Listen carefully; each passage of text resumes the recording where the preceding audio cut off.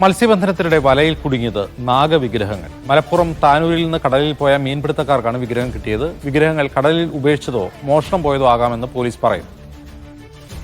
യൂനിസ് അഹമ്മദ് വീറുമായി ചേർന്നു. യൂനിസ്, ഈ വിഗ്രഹങ്ങൾ വിലപിടിച്ചതാണോ?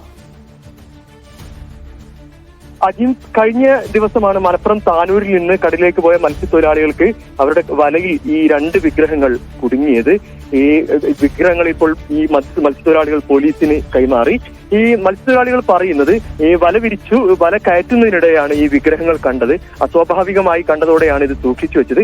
കരയിലെത്തി ഇത് പോലീസിന് വിവരം അറിയിക്കുകയും ചെയ്തു. പോലീസിന് ഈ വിഗ്രഹങ്ങൾ കൈമാറുകയും ചെയ്തു. ഇത് വിലപിടിപ്പുള്ള വിഗ്രഹങ്ങളാണ് എന്നാണ് പോലീസ് പ്രാഥമികമായി പറയുന്നത്.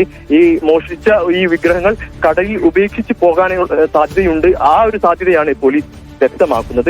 മറ്റ് സംസ്ഥാനങ്ങളിലുള്ളതോ അല്ലെങ്കിൽ കേരളത്തിലുള്ളതോ ആണോ എന്നൊരു സംശയം പോലീസ് പ്രകടിപ്പിക്കുന്നുണ്ട്. കൂടുതൽ കാര്യങ്ങൾ കൂടുതൽ അന്വേഷണത്തിലൂടെ വ്യക്തമാകുമെന്നാണ് പോലീസ് വ്യക്തമാക്കുന്നത്.